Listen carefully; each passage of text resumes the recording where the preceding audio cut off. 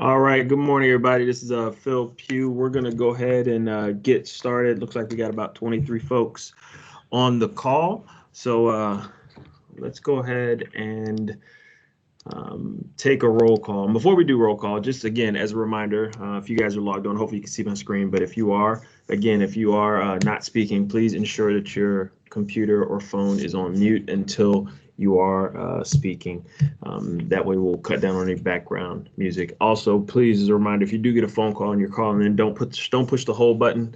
We do get a lot of Kenny G or Yanni, so we want to avoid that at all costs. So let's go ahead and do a quick roll call. We'll start with our hospitals. Here, turn that We'll speaker off. start with Anderson. Eric Brandmeyer's here, Phil. Morning, Eric. And this is being recorded, by the way. So if you don't want to be recorded, you can log off. This will be posted to the YouTube page later today as well. So if you want to watch it back. Alton Memorial. Boyd.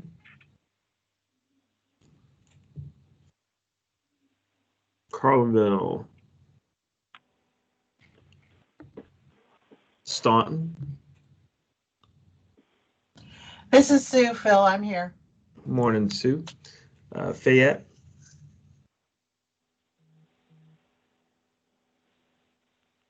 Gateway. We're here, Phil. Got that was Rick and Danielle. Okay. HSH's Holy Family.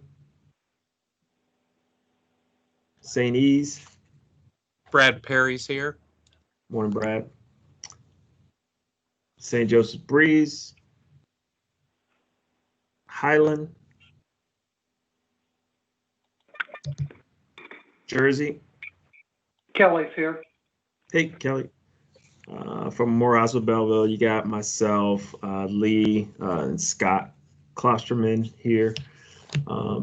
Memorial Hospital East, Leanne is working out at the site today, and they're doing a walkthrough. I don't know if she's able to join yet. If she can make it through, I'm sure she will sound off.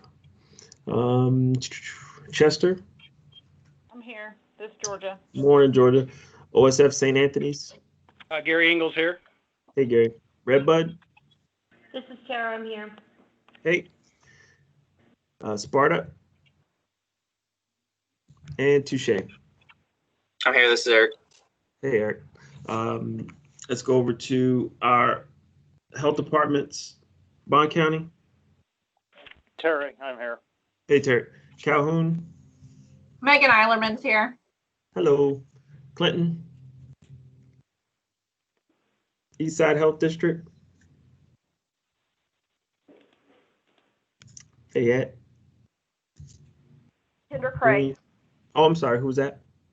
This is Kendra Craig from Fayette. Hey, how are you? Fine. Jersey.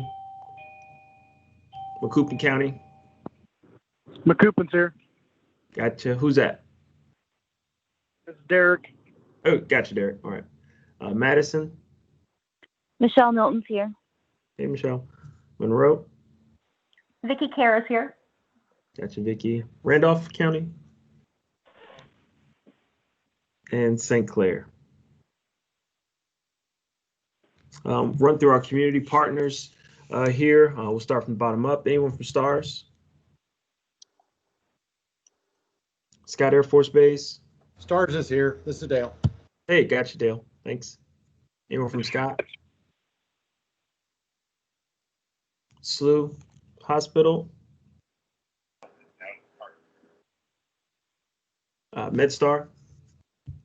John Nowak's here, Phil. Morning, John. Any of our EMA partners? So we'll start with St. Clair County. Anyone from St. Clair County? Any other EMA partners? Any BJC partners? Hey, Phil. Sean's on. Hey, morning, Sean. Morning. Emergency Response Coordinator, Beth. Yes, I'm here. Good morning, Beth. And as far as our RMSC, I think Greg, he sent me an email. Greg, if you're on, let me know. I Okay. don't think he was able to join. He had a inspection to do today. Yeah, I think he's helping out with the EDAP or something. He did send me a note this morning, so for Wednesday. Right. So, all right. Thanks, team. We'll try to make this a short meeting, but a productive one nonetheless. We'll go ahead and move forward. Hey, Philip, just wanted to let you know Red Cross is on the line as well. Thank you. Who is that? This is Carla Templeton. I'm on for myself and Tina Davis. Got you. Thank you very much. No problem. Anyone else on that I didn't call on? I apologize. Beth Tapin at Greene County Health Department. Okay, gotcha, Beth. Excuse me, Kim Lamprecht from Columbia EMS. I saw you signed on, Kim. Good morning. How are you? Good morning. I'm good. Coughing is not allowed in this on this call, so just so you know, I'm just joking. Yeah, this is Terry. I'm doing Clinton County too. Okay, gotcha, Terry. Anyone else? Sorry. All right, we'll go ahead and move forward. This is our agenda. We'll knock through a few things, and I know Greg's not going to be here, but we'll go ahead and knock out a few IDPH notes, especially with grants. But I haven't sent out this morning's numbers yet, but as you can see over the course of time, if you're able to see the slides or you have a copy of the slides in front of you, we have been surging across the region. I'm sure you guys are probably checking out the IDPH website as that information is updated every couple days there as far as our region's concerned. But these are our hospitalizations. And yesterday, I think we were at 102 COVID and PUIs inpatients. And today we're right at 98. So if everybody's updated, I did that at 9:56, I think, right before this call. So we do continue to surge in the hospital settings. Consequently, here in St. Clair County, our local numbers have been a little lower on the positivity rate, but we are testing a lot more. So while the percentage may be relatively lower than when we were at our highest percentages for positivity rates, it is still a decent amount of folks that are coming back positive. So this kind of shows you where our curves are. So we're looking somewhere between early June and late April numbers. If you can see that, we're right there. So I'm wondering what this week and next week brings. And as a cause of that, what we do here, just because early on, Memorial Hospital, and we've shared this information with the team, Memorial Hospital, we were taking on kind of, I won't say that we took on the brunt, but as far as the same numbers that we're reporting each month with PUIs and COVID positive patients, that red line that you're seeing, that dotted red line, is what Memorial Hospital Belleville had been taking on over the course of time that we've been tracking. And these numbers are from May 1st till current. We're right at 40% of the entire region's average. But as you can see, as of late, if you start from mid-July till today, that number is roughly around 30%. But the numbers are going up. So what does that mean? We're all sharing the burden a little bit more than we were. I see St. E's numbers are very consistent. And we're getting more numbers, just generally, whether it's at OSF or it's at Alton or even some of the hospitals a little further down south. We're seeing numbers more of what I'm calling just a peanut butter spread. So we're right at 30%. I think St. E's is like at a little under 20%. And today you would be right at probably 20 something or 30% because you were right there with us as far as numbers today, Brad. So you're probably 21 or 22% as well. So we're seeing, a consistency that we didn't see early on. We did have a lot more here, St. Clair County, just in the East St. Louis area.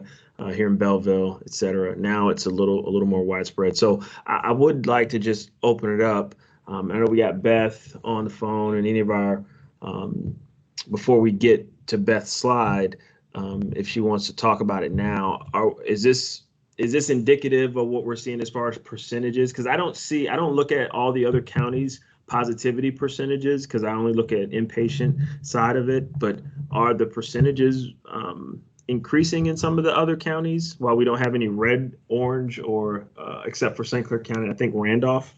Beth, do you know how things are looking in the other counties as far as testing goes? Yeah, so as a region, we are dropping right now, or at least as of yesterday. We had a lower positivity rate. We are not number one anymore. Region 5 has a higher positivity rate, and they do have more orange counties. So, you know, that's the big puzzle, is trying to figure out what's causing these numbers to go up and down. You are right. We have 2 in the orange this week, and higher testing is going to hopefully give you a better idea. The higher the denominator, the more accurate the numerator is going to be. So I think lab turnaround time has something to do with this as well. We're trying to get that lab turnaround time lowered as much as possible, and just lots and lots of testing.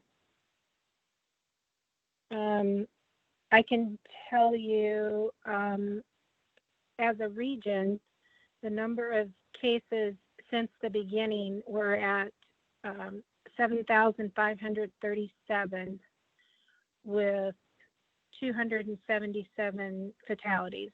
That's cumulative since the beginning.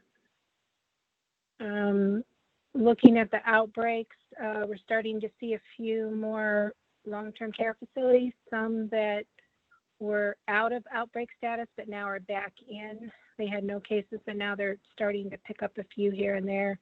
And then workplaces.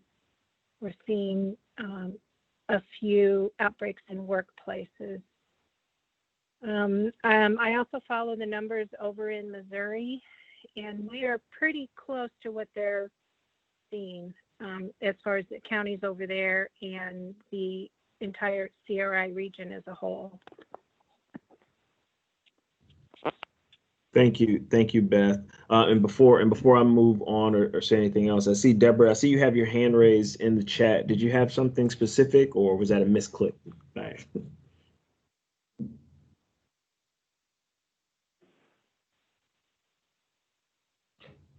All right. Well, I'll consider it a misclick, but your hand is raised, just so you know.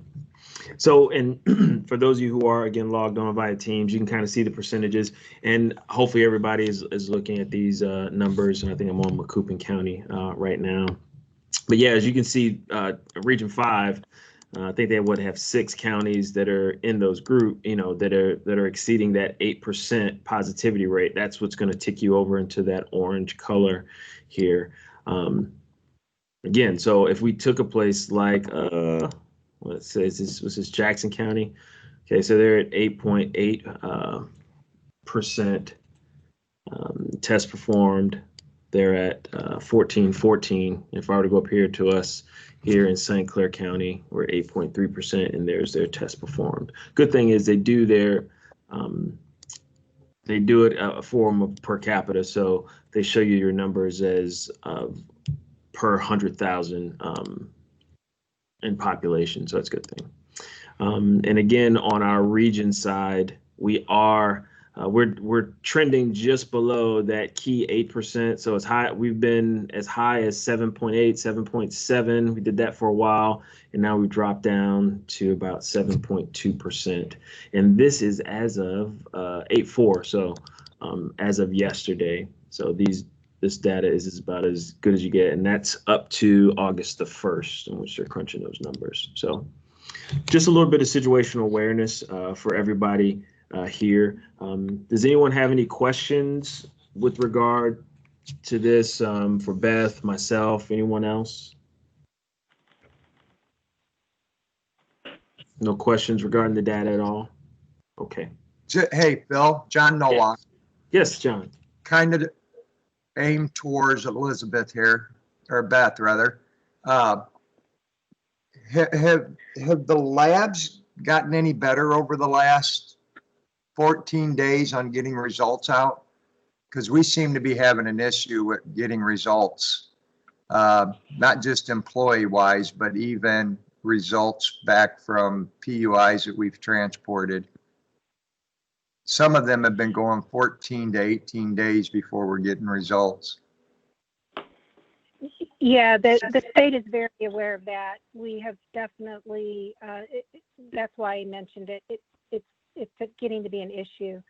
The IDPH lab is pretty good right now, but it's the private labs that are struggling. And as a state, we're trying to figure out what we can do to get those numbers down. 14 days is just way too long. Some of the labs are reporting that they will not accept new clients, that they won't accept any more samples because they're just so backlogged and they're so far behind. I'm not sure what the solution is, but it is a nationwide problem, and IDPH is looking at that, trying to come up with some solutions. We want to keep the IDPH lab at, I think it's at 1 to 3 day turnaround time now for hot spots, outbreaks, critical situations where we need to get results right away. So we're trying not to overload them, but we're looking at the private labs to figure out what we can do.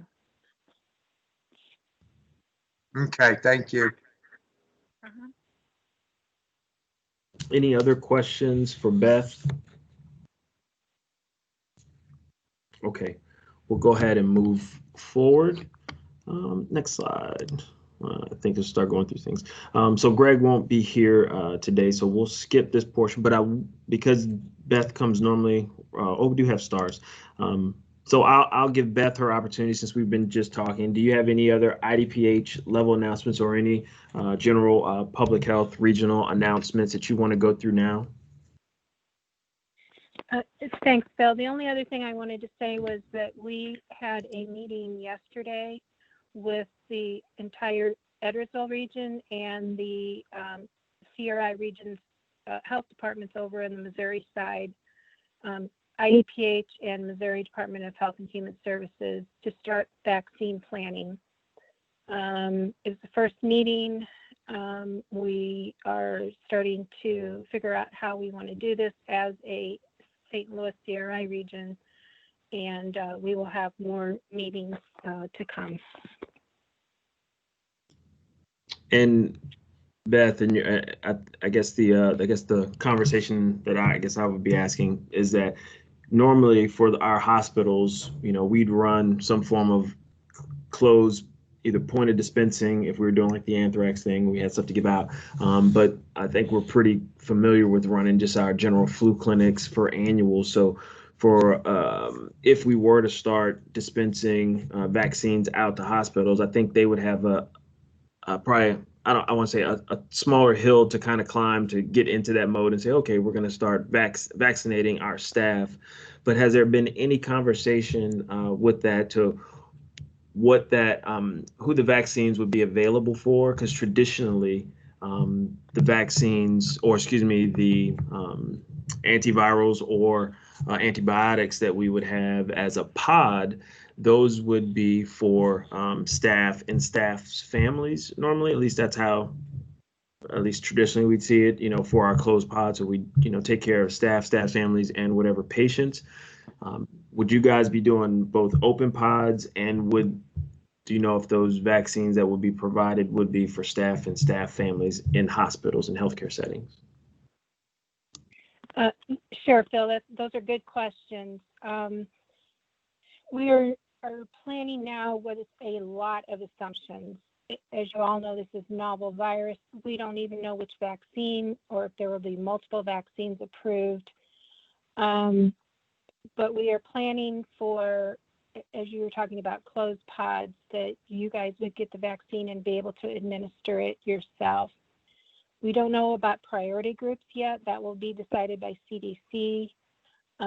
We're not sure how it's going to be distributed. They did tell us that it will be a very slow trickle to begin with, and then more of the priority groups before we start with the big open dispensing centers. So all I can say is start with the flu vaccine. Make sure that all of your staff are vaccinated. Use that as almost like an exercise to make sure everything's ready to go. Make sure your numbers are accurate, and then hopefully when the vaccine becomes available, we'll be ready to go. Okay, thank you. And when and if they do start with their priorities, just like to make sure we put a plug in there for our EMS brothers and sisters who are, another form of our frontline staff. Even though they're not in an inpatient setting, they're a mobile inpatient settings. Okay. Yeah, it's going to be a CDC decision, and they are well aware of the first responders. Any questions for Beth? Nope. Okay. We're going to move on. Dale, did you have anything from STARS? Just a couple of things, and I appreciate it, Phil. And then I'm going to have to jump off because we have a planning call for the hospitals and public health on our side here in just a few moments. Just so everybody is aware, the Region 7 HHS, the federal HHS, is bringing in what they call a CRAFT team. It's a COVID response assistance field team to the St. Louis region. They just left Kansas City about a week ago, I guess. And they're looking at, what mitigation efforts are taking place, what can be improved due to the St. Louis region seeing an increase, just like y'all are on the east side of the region. So we've just been invited to that. It's this afternoon. It's a very quick call, unfortunately. Hopefully we can get as many points in as possible and then have a subsequent call with them. But on the state fusion cell call this morning as well, we also brought up, the interaction between Missouri and Illinois, and really needs to improve on that, the sharing of things, just so that situation is not stuck with Illinois or stuck with Missouri. It is truly a regional approach and a regional issue that we're seeing this large increase of late. And yes, the last couple of days we've likely seen a downside. So just so that y'all are aware, we're certainly going to try to voice as many of the Illinois concerns as possible, recognizing that Illinois' approach in the counties there, as well as Missouri's approach in the counties here, are somewhat different. But trying to get our federal partners to realize that we really do need to get as much of a broad regional approach to this challenge, COVID response, as we possibly can. That's probably the biggest item for y'all folks over there. I certainly appreciate all of the information sharing back and forth that occurs, because I think we have seen that one side impacts the other and vice versa. So we'll keep that up, and if there's anything that we can do on our side to help y'all out, let us know, and we'll do our best to accommodate that. Thank you, Dale. Any questions for Dale? Hey, Dale, this is Beth Bussman. Can you, by chance, get me an invitation to that quick call you were talking about? I'll see what I can do. Somebody had to leverage a lot of power to get us on the call. But yes, I will certainly make that effort. That was my plan today. Thank you. Thank you for the ask, because now I've got a little more ammo to make that ask. Thank you. Thank you. Great.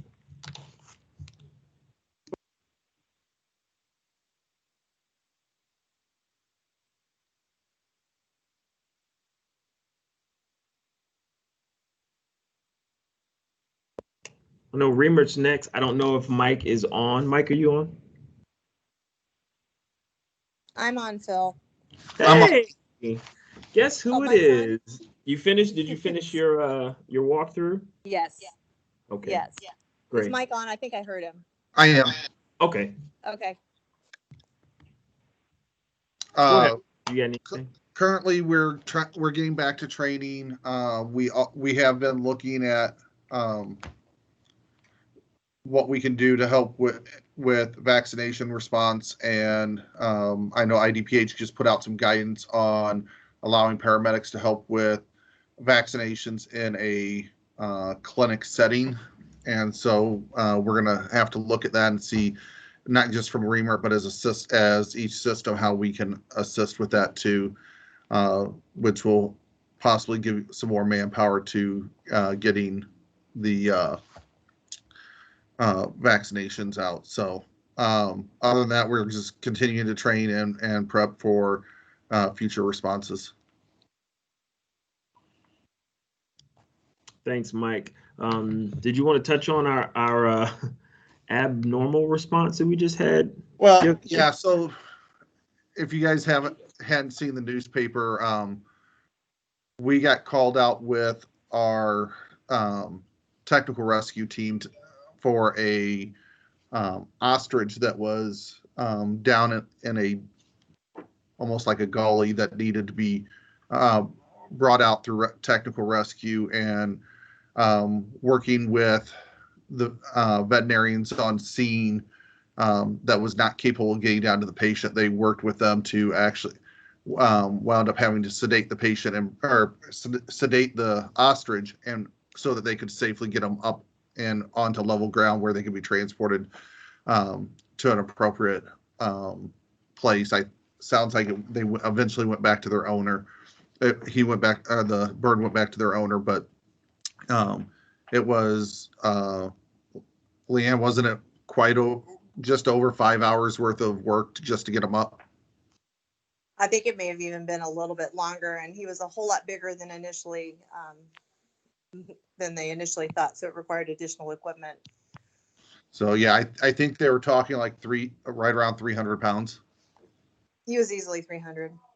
So, but our staff worked hand in hand with a vet that was not able to safely get down to the animal to work on the animal, and worked with the vet to get the animal safely out. So just a different part of special responses. Indeed.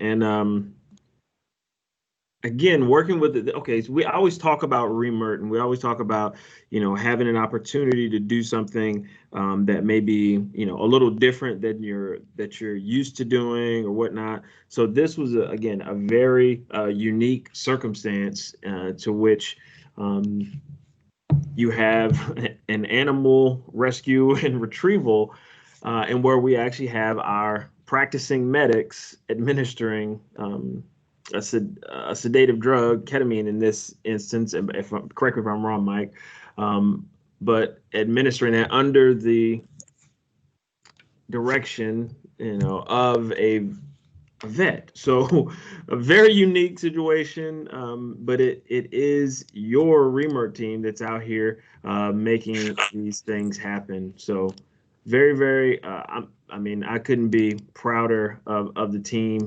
And for those of you who are able to see, I got a picture of said bird. Did we give this bird a name, Leanne?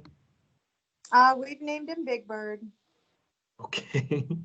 And also, Leanne was out on this call, and actually, she brought her horse trailer out to take Big Bird from the scene. So hopefully you guys are getting a good image of Big Bird here. So very unique situation, and it's your REMERT team out here responding with our special services. So thanks to the team. Bill, yes. Can I add that in that picture, he actually was still alive at the time, even though it doesn't look very promising there. They just had a bag over his head to kind of keep him calm, because I don't know if people have ever dealt with ostriches. I never had. They growl, and it's a growl that sounds like a demon spawn. It was, and to be fair, the medics that were on scene, we were not necessarily there for the bird initially. We were there for the firefighters and for our own team members. It just happened to be that with the age of the veterinarian, there was no way he could get down there. And I have to give kudos to our medic, Stevie Robbins, because he just had such a great can-do attitude about it all. But we learned a little more about some of these other sedatives that the ketamine was mixed with, and we had a paramedic student that happened to be on O'Fallon's truck at the time. We were figuring drug calculations. It was a neat collaborative event. Indeed. So thanks to the team. Thanks to Leanne. A very, very unique situation. We appreciate it. Sue, do you have anything as far as the mental health team at all? No, I have not heard from Dana for a very long time. Is he still around? Do you know? Oh, of course. Yeah.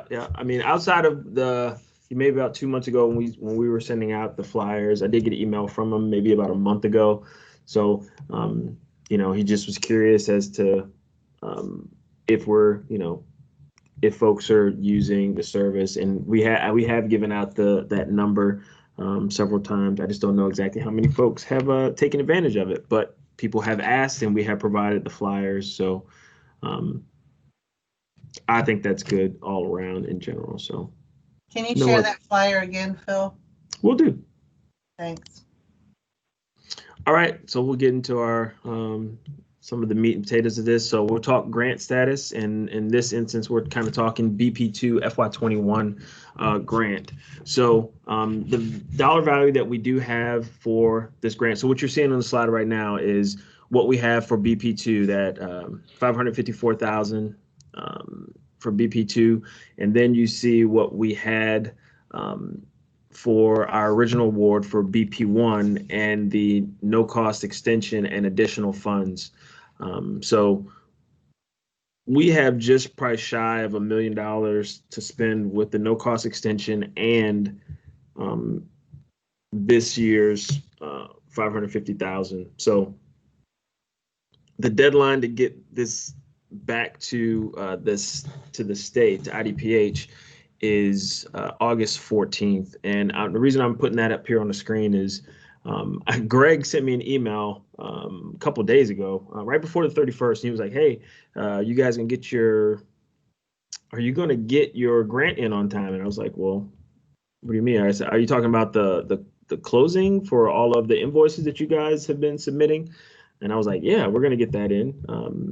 And he replied back and he says, no, I mean, are you going to get your BP2 grant in before the 31st? And I said, well, we hadn't received, normally we receive a notification through eGrams. And for those of you who use eGrams, you know how that goes. You get an email through eGrams and it goes to probably yourself and maybe one or two other folks in your organization, maybe somebody in your financial department or an administrator. I received that email on the 10th of July and to saying that you can go ahead and apply, go ahead and push through your grant. And normally Christina and I will load all this information in, we process the grant. And normally 3 months, maybe 3 to 5 months later, we get an executed grant. Well, for whatever reason, that email now, it went to my junk mail and it went to our CEO at a wrong email address. So I don't know what happened here. So bottom line, we're behind schedule on getting that in. We normally automatically have a 2-week grace period after any of those deadlines. So, but we will get all of that stuff in by August 14th. So for us in general, it'll probably be a slight delay of 2 weeks than what we're maybe normally used to, or however fast the state can push all of that through. So I want to be as transparent as possible as I can, but that's the situation of where we're at. So everything that you guys did submit, great, we're going to get it in, and then you guys will get your subawards as normal. I'm sure that there are probably some things that you have scheduled in your subaward that are probably not going to occur, and you'll probably have to do some form of revision later. We may want to, if you're going to run your subaward to exactly what you had programmed in originally on your submission. And so what I'm saying is, for instance, the International Association of Emergency Managers Conference, I normally go to that yearly. Myself and Lee attend that yearly. Same as the National Healthcare Coalition preparedness conference. I tried to attend that yearly. Well, the IAM has just said we're canceling. We were going to be in, I don't know if that was in Long Beach, California in November. They are canceling it and they're going to a virtual version of that. So those monies obviously won't be used to the same extent because there will be no travel involved in that. So if you had something on tap that you submitted in your request, in your project request, that you will not be using, this will be your opportunity to probably change that when you get this initial subaward. It may have your original stuff on it, but just make the change to it when you are submitting it back. So I would just ask that you look out for those things and see if you have anything that was on the books that is probably canceled now. But we're going to get that submitted and we will keep you posted. So also what we are going to be doing now that we are into our no cost extension and the folks over in the grants management office are going through close right now. We'll be consolidating what was left over from BP1 because we still have not done that. Because they just submitted the last of the reimbursements for the month of June, the last month of June. So you had to get them in by 31 July. All of those have been put through. So now we'll know exactly the dollar value that we have left over. Then we'll have that reconsolidated. So for some of you, you had some things that you were unable to buy. And again, we'll be making those determinations if we can buy them for you or if we will switch up your subaward and extend it along with the no cost extension and allow you to reallocate those funds for those who did have stuff that they were unable to procure due to COVID and everything else that we've been through. So we're still working that. Unfortunately, during this whole time, my ace in the hole, Christina Hendon Atkins, she's been sick lately, and she just called me yesterday. She called me from the hospital yesterday and just wanted me to know, hey, I'm not at work. I'm at the hospital. So she's been out for this past week, and I didn't know it until, or part of last week and this week. I did not know it until she gave me a call yesterday and let me know what was going on. So just keep her in your thoughts, but hopefully she'll be back soon and we will knock all this out. Outside of that, we'll either Sheila and or Sarah over at GMO, we'll still get this back in before the August 14th deadline. I know I said a lot there. So if you have any questions regarding the funds, here's your opportunity to ask those questions now.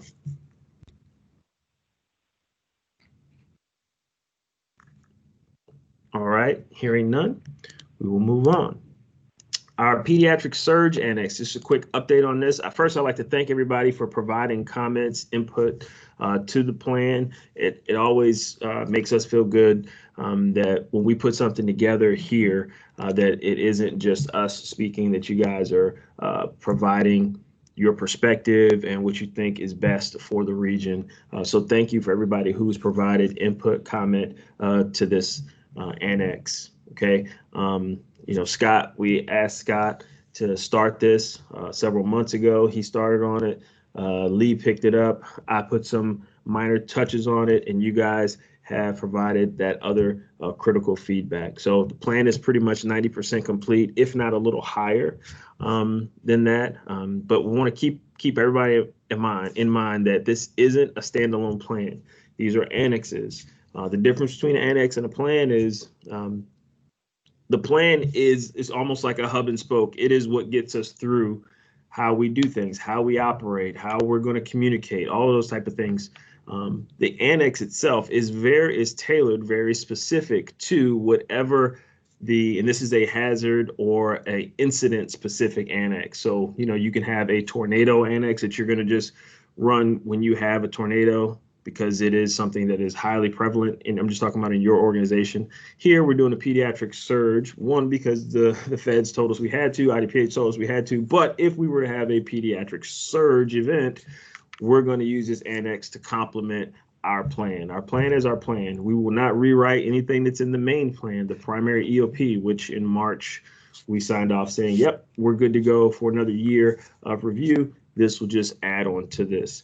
As a reminder, this plan is not directive in nature. It is more so, this is our best way forward to move together if we are to have a pediatric surge. No one's going to come to you and say, you did not do this in this plan, you fail. You should want to do what's in this plan. And again, that's the reason why you comment on it. That's why this is the reason why you kind of sign up saying, yes, we will operate together. And we do that great as a region.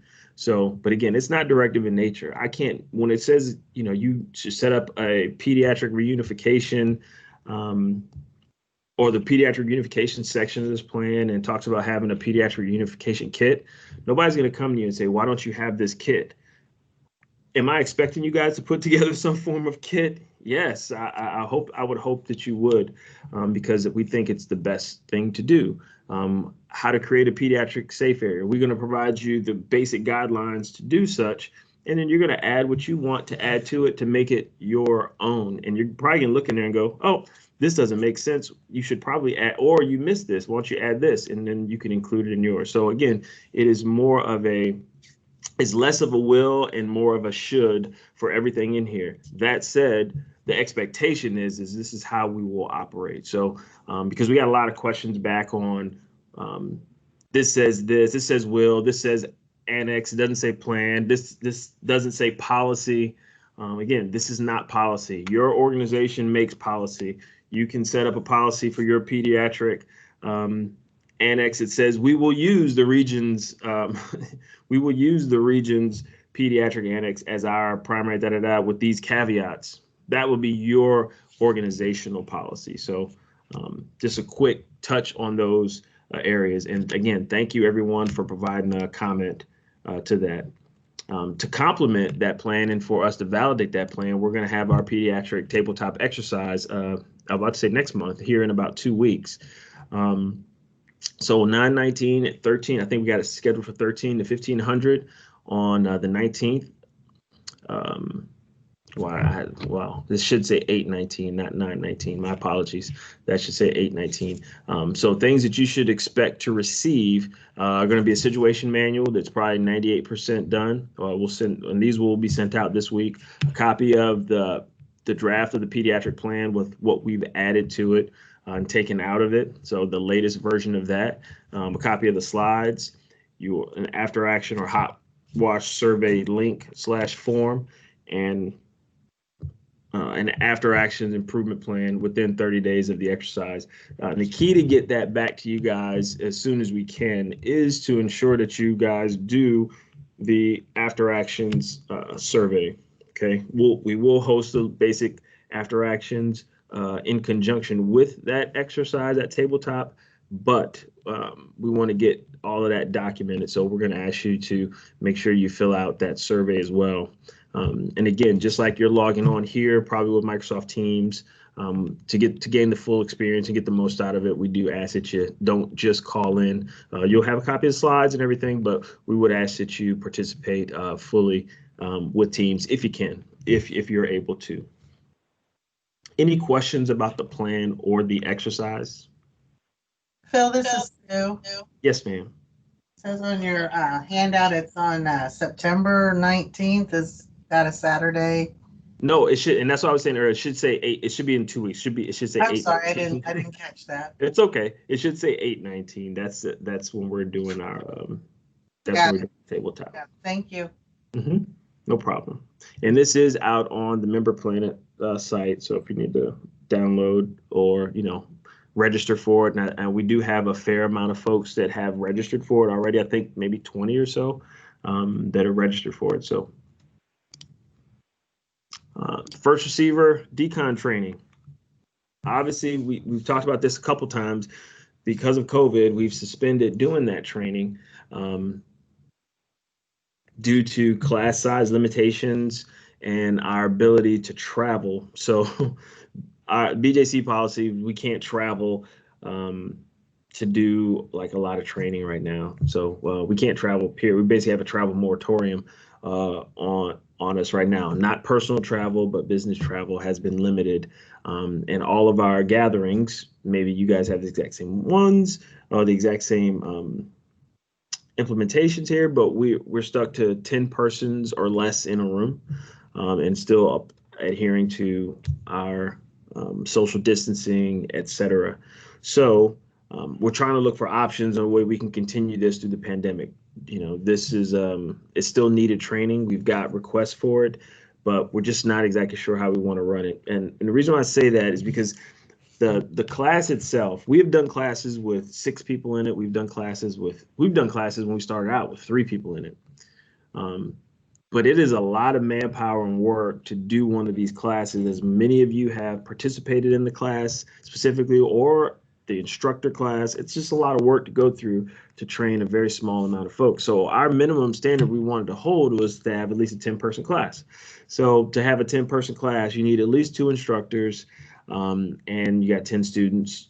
We're automatically over top of our, you know, at the shallow end of that pool, we're automatically exceeding the maximum 10. So we're looking at options. These are some of the things that we talked about just here in the office, is just having like a 9-person or 8 to 9-person max hosted here at Memorial, like we've done other classes, and just kind of eating the extra, when I say eating the cost of just that amount of time, knowing that we're going to get a little less bang for our buck.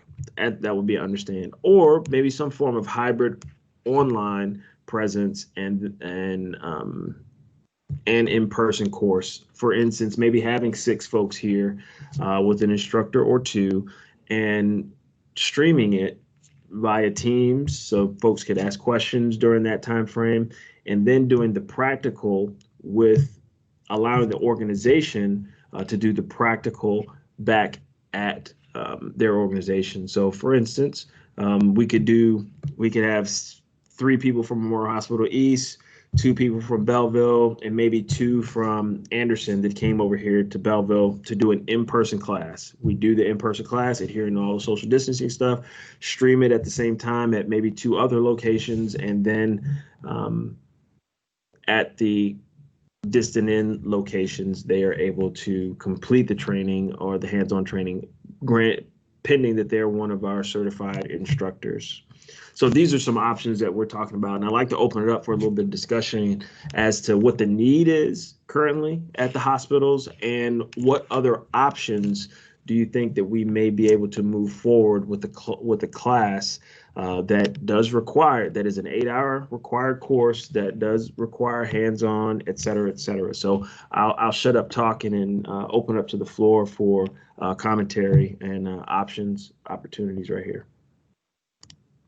Hey, Phil, this is Gary in Alton. I have a question about the, is this meet the OSHA standards? Well, the class that we created, yes, it exceeds what's in OSHA. But as far as if you're asking specifically, does a hybrid class meet OSHA? I'd still say yes, as long as we had a certified instructor like yourself at least doing the hands-on portion, the dressing out, the exercise, at the location, at the hospital proper. Okay. And there is a need at OSF St. Anthony's. We have at least probably a dozen people that we want to send to these courses. Thanks for that. Any other perspective on how we can achieve what we need to achieve? Bill? Yes. This is Rick. I don't know if this is worthwhile or not, but seeing as how, gatherings on the outside rather than the inside of a building, what if a venue was, on the exterior, whether it be under a canopy type picnic area, that you could have the decon tent popped up, maybe obviously do the social distancing, but maybe get more than 10 people there, including instructors. it may be something that is possible. The only issue is for us, we're still on and again, I will call it a business travel ban. And when I say us, I'm talking myself, Lee, Mike, Leanne, and Scott Klosterman here at Memorial Hospital Belleville. Kind of pretty much your primary instructor group is on again, like I said, a professional kind of travel ban. We've been asked to limit those at all costs. So, and that we had a tent erected on the exterior parking lot. Pull up all the flaps. You got a breeze going through the place. You could be right near your decon area. Are you talking about and still hosted here? Are you talking about still hosting it here at Memorial? You wouldn't have it may be. I think Lee talked about that yesterday, day before yesterday, as a potential option. Lee, what's your thoughts? So I apologize. Hope everyone can hear me. I'm walking into the building. I'm on the way home from a doctor here. Oh, the idea of the outside is great. The other option that we hadn't really talked too much about yet because of trying to get the feel for it is, I mean, we could potentially try to invite the Reamer and the hazmat team guys to go and do some of that training for us since they're not on that restriction. Mike and Leanne and I would have to do a little finagling to see who we can get available. But I mean, that is an alternative because, again, they are qualified to do it. Well, that's another good option. I know our pool isn't as deep. I know we got like maybe 2 or 4 folks that we can pull from that, but that may be an option as well. Any other thoughts? So we're trying to put all this just into the computer, our brains, and trying to figure out a way to move forward. Any other needs out there? You know, our folks over at Anderson, St. E's, Fayette, anywhere else? Susan, Sue, anybody else have any dire needs? Because that's the last thing we want to. We don't want to have some folks in a pinch and like, I can't get anybody trained. Can anybody train? You really need the training. We don't have any immediate needs here at Staunton. Our current decon team members have not changed since we rolled everybody through last year. So at this time, we don't have any needs, but you know, we do need to have a plan in place. People are going to start having staff rollover, you know, sometime in this next year. Indeed. Okay.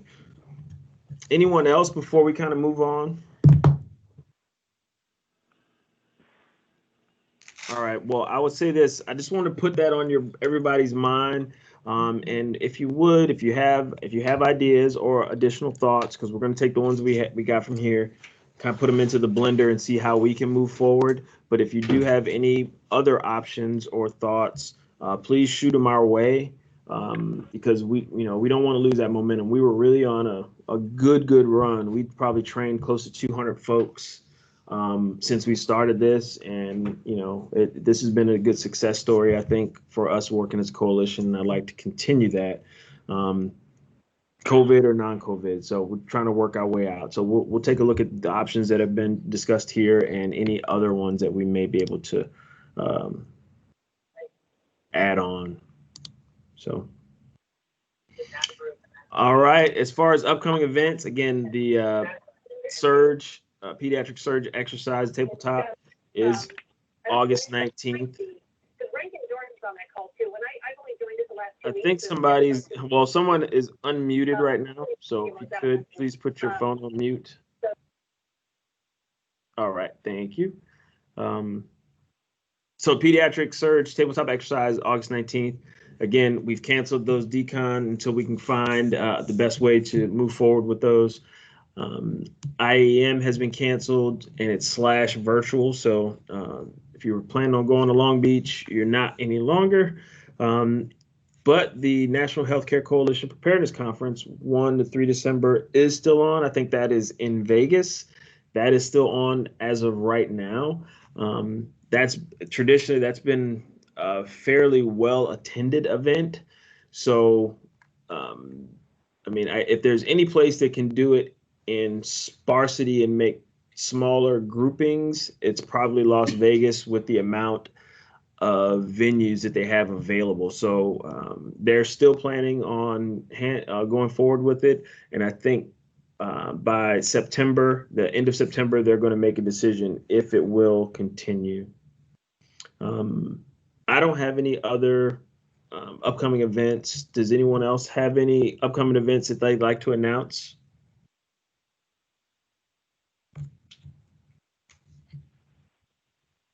Nope. All right, so I will just open the floor up for any questions, comments, concerns. Oh, so Lee's got one. Here, I'll toss it to Lee. I was just going to bring up, we still do have some supplies. We have not received the supplies we requested from IEMA, so our gown supply is dwindling. Our glove supply is down to basically just the vinyl gloves that everyone seems to hate. And then, beyond that, we have a very large quantity of face shields remaining, as well as just some, basic coveralls, things of that nature. So if any of that is stuff that you actually need, if you can get us that 213RR, just make sure it's signed by one of your hospital leadership so that we can get that submitted out. I do ask that you try to target your normal supply chain as much as possible, because again, we're unable to get any restock on what we have. So when this stuff's gone, we are all going to be up the proverbial creek. Other than that, if you have any questions, just let us know and we'll be happy to help out with it. Okay, thanks, Lee. Anyone else? Hey, Phil, John Nowak. Yes, sir. Hey, sir. I'm just curious. Well, I'm actually on 2 other meetings at the same time here. I'm trying to get them all muted. But anyway, my question to the coalition is that, is everyone aware as of August 3rd, that Gateway, the Kettler Center, I mean, I know we were talking pediatric surge a little bit ago, but our adolescent mental health and all that the Kettler Center is closing down to adolescents, and the burden that's going to put on our other regional hospitals and actually our EMS as far as the transports, the resources it's going to take to get some of these adolescents transported, Perry State, some further locations. Has that been talked about at all? Or is everybody even aware of that? I think it's been more obviously talked about on the EMS calls, but you're right that losing that capability just further strains an already thin pediatric service line on this side of the river. So you're absolutely right, and that may come up again in this pediatric surge tabletop exercise. I know it's a business decision for an organization, but it is one of those things that kind of you feel like we need on this side, and somebody has to kind of want to pick up that ball and run with it. The unfortunate part is that we have, we still have world-class pediatric care and all of that on the Missouri side. But we do understand that's just gonna further strain their capabilities and push things further out than we probably would like. I know that's gonna, for some services, that puts ambulances out of responding, the ability to be able to respond, and you probably have to bring on other trucks, which further stresses out our providers in the field. So thank you for bringing that up and making it, having us, give us a little more situational awareness of what we had and what we're kind of losing in that. And again, this is that pediatric surge plan. This is why we talk about how can we, best serve this community with the limited resources that we have. I've asked also just on the psychiatric side for pediatrics, with Dana, and that's something that we're short with on our our disaster mental health team. That is another kind of vacuum that we have in this area. And I don't know what the right answer is to kind of fill that void. I really don't. But I'm interested. I mean, I think, again, on the 19th, John, this is something that you bring up, because my hope is that we will have some of those administrators on the call on the tabletop exercise as well. So thank you for that. Yeah. Anyone?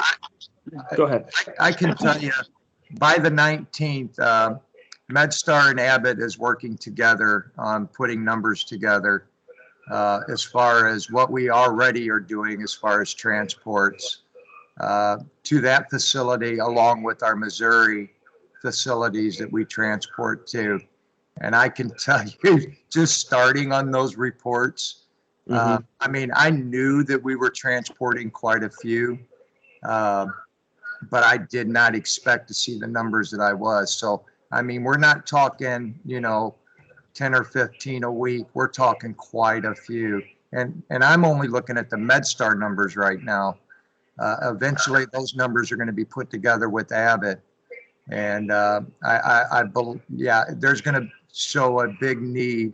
And what I worry about is our local facilities, are going to be having to take on these patients at first, and then trying to arrange a location where these adolescents can be treated and cared for. It's going to be challenging. I can assure you that. John, how many beds are they closing? Well, I say, Rick, I probably toss that to Rick. Rick, do you know off top? Yeah, I want to say in the neighborhood of, say, 25 to 35. Okay. Because I know that, there's 3 hospitals over here. I'm not sure 100% of Christian is still taking adolescents, but I know DePaul is, and I know Centerpoint is. So we may need to look at some of the programs and different things. I can contact Michelle Schaefer, who's over the entire site for SSM, and get some numbers or availability of how full we are and different things for you guys. One thing worth noting, it's not as if we've been at 100% capacity either. So given the licensed bed versus a body in the bed, I would say we were hitting pretty much 50%. Okay. And what date is this? When is they officially shutting that down? July 31st. They're no longer accepting new patients now, Brad. They sent the letter out one day, and then the agencies got the letter one day. The next day, they were no longer accepting patients. Okay, thank you. So thanks, team. Again, thanks, John, for kind of bringing that up. Again, we may see that again on this pediatric surge exercise. And thank you, Helen, for the willingness to relay that information as well. So, yeah, I'll get it to you, Phil. Thank you very much. Anyone else?